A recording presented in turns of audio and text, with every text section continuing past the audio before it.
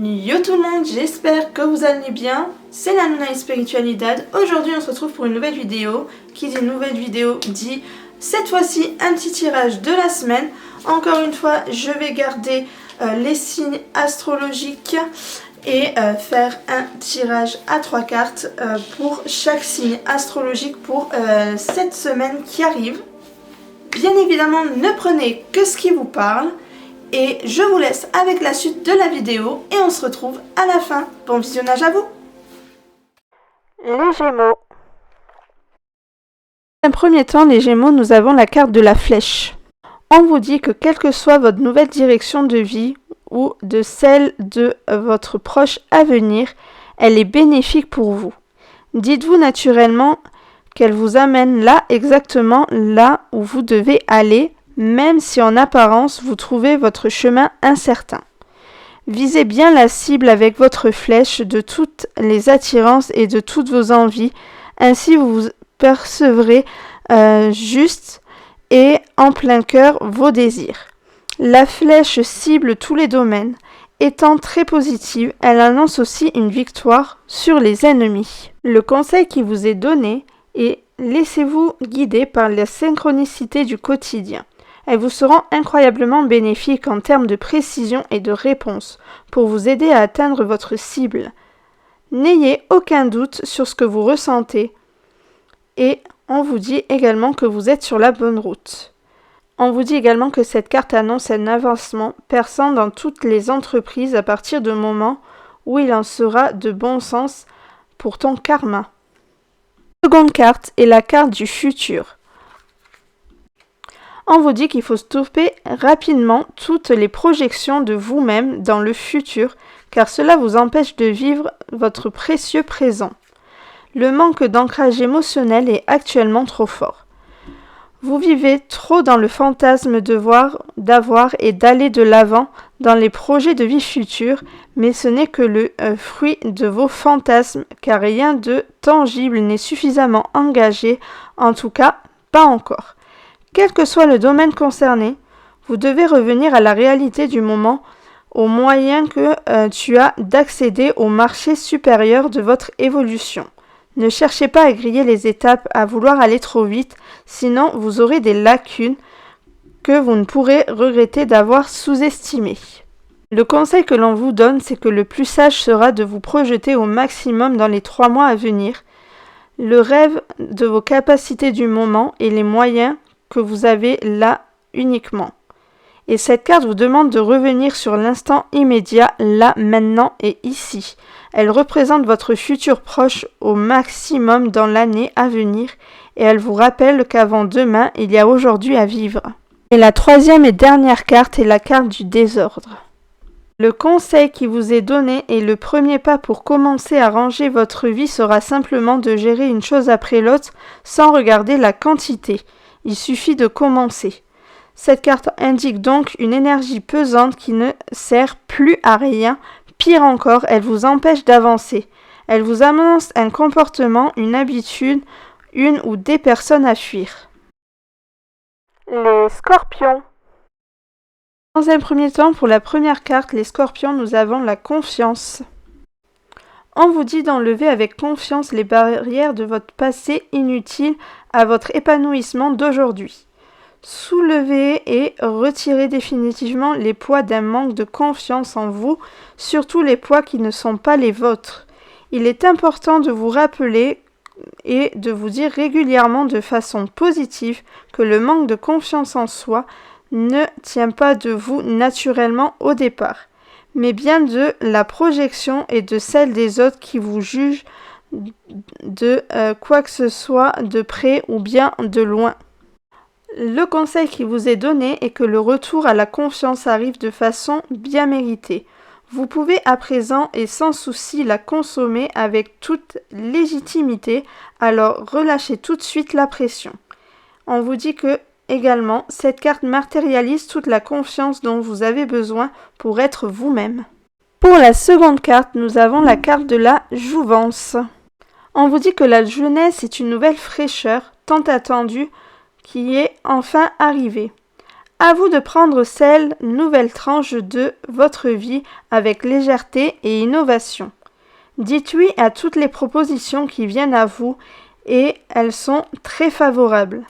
La créativité s'invitera avec évidence dans tous les domaines de votre vie, les invitations et les partages aussi.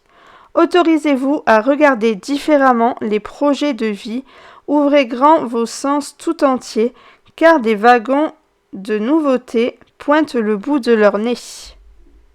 Le conseil qui vous est donné, c'est d'être OK avec une promesse d'un bon coup de frais dans votre quotidien et cela va vous faire le plus grand bien. Cette carte veut dire que la jeunesse et la fougue sont loin d'être finies. En troisième et dernière carte, nous avons la carte de l'intuition. On vous dit qu'il va falloir une bonne fois pour toutes apprendre à vous faire confiance et à entendre la petite voix intérieure. Votre instinct primaire sait ce qui est bon pour vous. Votre âme accompagnée de vos guides vous souffle invisiblement la voie que vous devez suivre. Alors arrêtez de mentaliser les actes et les émotions. Et arrêtez aussi d'insister à vouloir toujours tout contrôler. C'est absolument contre-productif pour votre avenir. Votre premier ressenti sera le bon. Soyez plus spontané dans vos actions, même si vous avez peur d'être maladroit ou de vous tromper dans vos choix. Le conseil qui vous est donné est que vous devez maintenant comprendre et intégrer seul ce que vous devez faire ou pas dans votre vie et pour toute votre vie, alors n'écoutez personne d'autre que vous-même. Cette carte est celle de toute la divinité et elle représente un tout. Votre corps, votre âme et votre esprit se doivent d'être en communication avec votre instinct profond et en ralliance avec les énergies invisibles et vos croyances. Les lions. En première carte, pour vous, les lions, nous avons le calme. On vous dit pour vous que l'heure de la méditation est arrivée, qu'il faut que vous preniez le temps nécessaire pour faire le calme autour de vous. Cela va vous apporter des bonnes réponses, mais aussi et surtout des moments de grâce et de paix que vous espérez tant. La douceur de l'instant vous sera bénéfique à tous les niveaux. Alors, ne vous privez surtout pas et provoquez le calme au plus vite. Vous allez aussi devoir couper avec tous les parasites et rester avec l'unique envie de faire une pause et d'être au calme. Pour ce faire, mettez-vous à l'abri du reste du monde. Le conseil qui vous est donné est d'envisager tous les possibles qu'il vous semble être potentiellement calme. Il s'agit là d'une action réelle d'urgence pour tout votre bien-être instantané. Et cette carte vous impose une pause avec vous-même et avec les autres. Vous avez besoin de vous ressourcer. La seconde carte est la carte de la peur. On vous dit qu'au lieu de vous forcer à cacher ou à dissimuler ou déguiser votre peur, apprenez à l'accueillir, à l'entendre et à la comprendre, mais surtout, ouvrez et établissez un véritable dialogue avec elle pour enfin trouver une entente. La peur est un signal d'alarme intérieur. Il ne s'allume pas sans raison valable. On peut parler et trouver des compromis avec sa peur. Oui, c'est possible.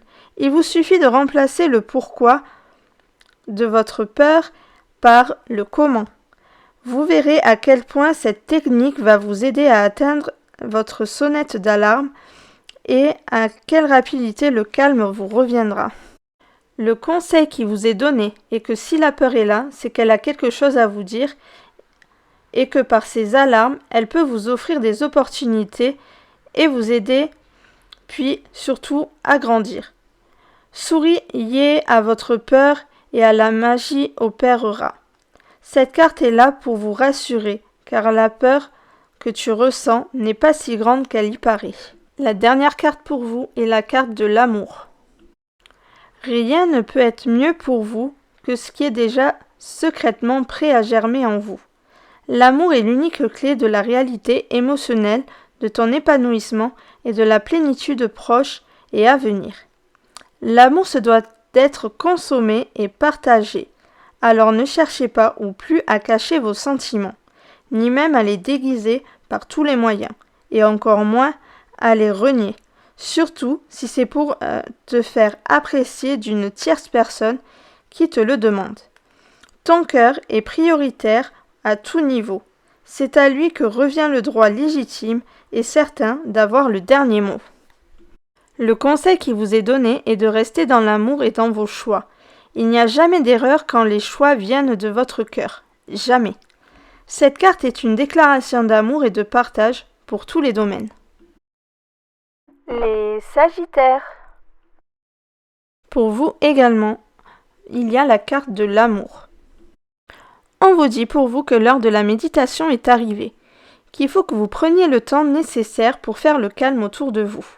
Cela va vous apporter des bonnes réponses, mais aussi et surtout des moments de grâce et de paix que vous espérez tant. La douceur de l'instant vous sera bénéfique à tous les niveaux. Alors, ne vous privez surtout pas et provoquez le calme au plus vite. Vous allez aussi devoir couper avec tous les parasites et rester avec l'unique envie de faire une pause et d'être au calme. Pour ce faire, mettez-vous à l'abri du reste du monde. Le conseil qui vous est donné est d'envisager tous les possibles qu'il vous semble être potentiellement calmes. Il s'agit là d'une action réelle d'urgence pour tout votre bien-être instantané. Et cette carte vous impose une pause avec vous-même et avec les autres. Vous avez besoin de vous ressourcer. La seconde carte est la carte de la peur. On vous dit qu'au lieu de vous forcer à cacher ou à dissimuler ou déguiser votre peur, apprenez à l'accueillir, à l'entendre et à la comprendre.